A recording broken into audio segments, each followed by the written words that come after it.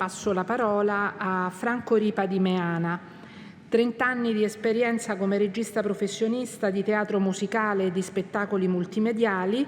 Franco Ripa di Meana è fondatore e produttore di Opera Oggi, la prima compagnia lirica italiana itinerante. È librettista e curatore e con questi ruoli è stato premiato alla Quadriennale di Praga.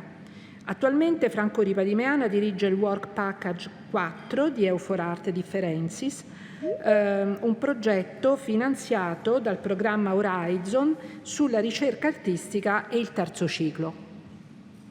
Okay, thank you very much, Dalma. Hi all, and thank you very much to your attendance to this conference, both to our speakers and to the people who are here in the Aula Magna and connected online. And I think that we can define this conference as a milestone, not only because technically this is a milestone of our project, so we'll borrow this word to define this day, because it's a milestone that, as we have heard this morning, links the past of our academy with the PAN, what Costanza Barbieri told us this morning, to the present and especially to the future of our academy with the new hopefully established and accredited doctorates. So, but in order to establish a research environment, doctoral schools are not enough. We have to promote a culture of research that has to have different elements working all together. And this is what we are trying to do, both within our project and also with the sustain and the help of our Rector, Cecilia Casorati, of the Academic Senate, and of all of our President, Soriero, and all of our faculty. So the research environment, I just listed a few needs of a research environment. Of course, doctoral students, you need doctoral students, but also you need to involve MA students. We've heard this morning from Miriana Pistillo, which is the MA students. Of course, you need international exchanges, and of course, this EU4Art difference and EU4Art as well is our, of course, key elements in establishing this research environment, as are other initiatives that we are not able to share today, but will hopefully be able to share in the next future. And is another very important element is the presence of young researchers, and I think that one of the key elements of the success that we are actually seeing in our project is the presence of the junior scientists, two of which are here sitting at my left and will speak after me. So this, I think, is a key element in this research environment, as of course will be the establishment of specifically dedicated labs. And this will be the work that we will focus on in the second part of our project, under the strong helm and direction of Costanza Barbieri, which is the responsible of Work Package 2 in our project, which is responsible for the establishing of the labs. So this will hopefully end in establishing this research environment in our communities, in our community. Our school, our institutions are communities which produce knowledge and research, but we have, as I think, arts community, a specific point which in a way make us different from other communities, knowledge communities. And the point is that in our practice it is very difficult to separate didactic from research. So the two missions of our institution and generally of arts institution are entangled one in the other. So it's really difficult to draw a line, so a precise line between that separates didactic from research, because we practice our arts and of course we use as a building matter time. So this makes it very difficult to draw this precise line. So to wrap up this first section, I think that it's crucial in order to establishing a research environment to integrate research issues, basic research issues as ethic of research, as methodologies, as practice, as early as BA curricula.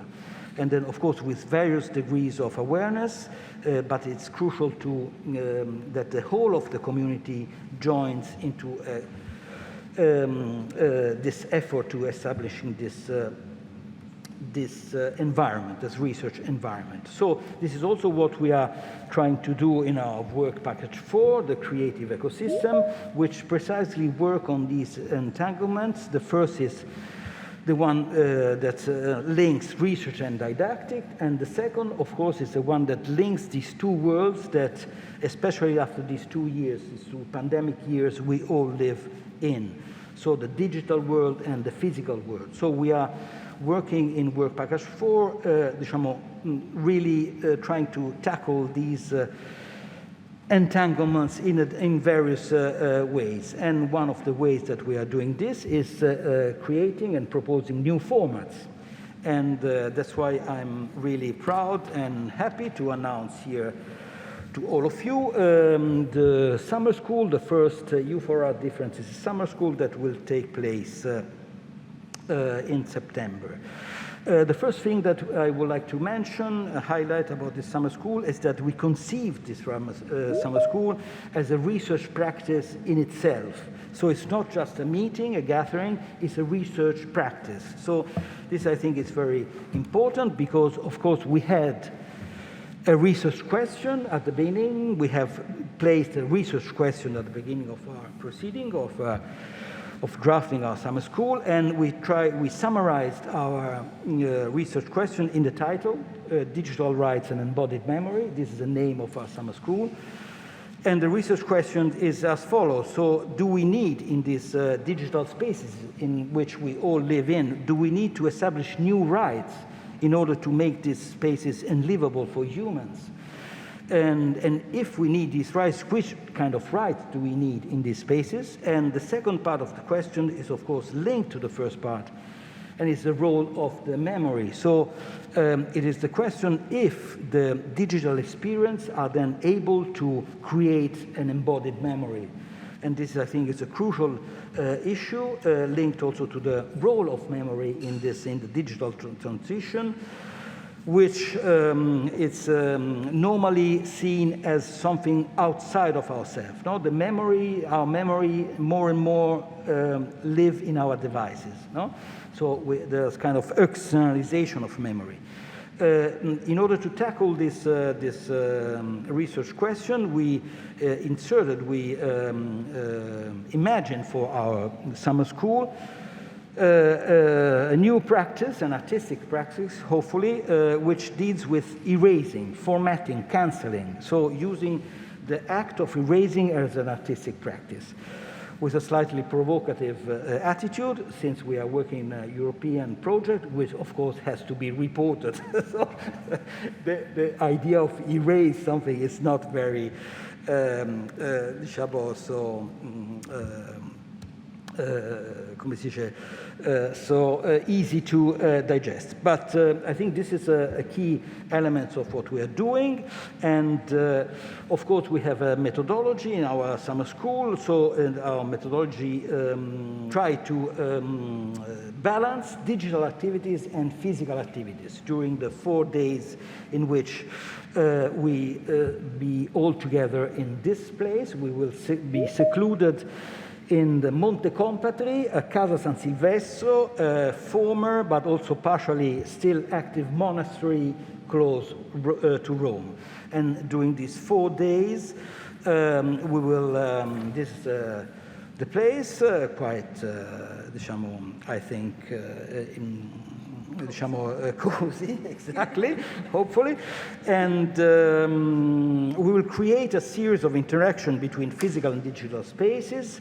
And we will, because we have a specific didactic goal. And the didactic goal of the summer school is to transform the group, a group that starts without knowing each other, into a small community, a community that works together and will be able to work, hopefully together also after the summer school. No? So this is our didactic goal. And of course, we will try, and I don't know if our friends of EQ Art are still with us, but we will try to assess the quality of this activity, hopefully with the help of EQ Art's friends as well. This is a formal proposal. If they are not with us, they will put forward this proposal later on. So this is more or less what we will do in the summer school. And going a bit more in detail about the digital spaces that we will organize, we will have a series, not a long series, but multiple digital spaces. And the first, it's developed with a spin-off, let's say a startup created by a group of Roma alumni, which is called Spazio HR. It's a group of former Roma students, and with Spazio HR, we developed a kind of digital prelude to the summer school. And so they mirrored some physical places in the summer school in a digital space. And in this digital space, each of the participants will have a room. Let's say we don't have the names, no, to in a way to describe the thing. So we use the word room, but it won't be a room. And in this space, let's say, each participant will have the chance to present his or her artistic research to the other participants. So this will happen before that we meet, and each researcher will be free to choose between images or videos or audio files or text in order to present the research, her or his research.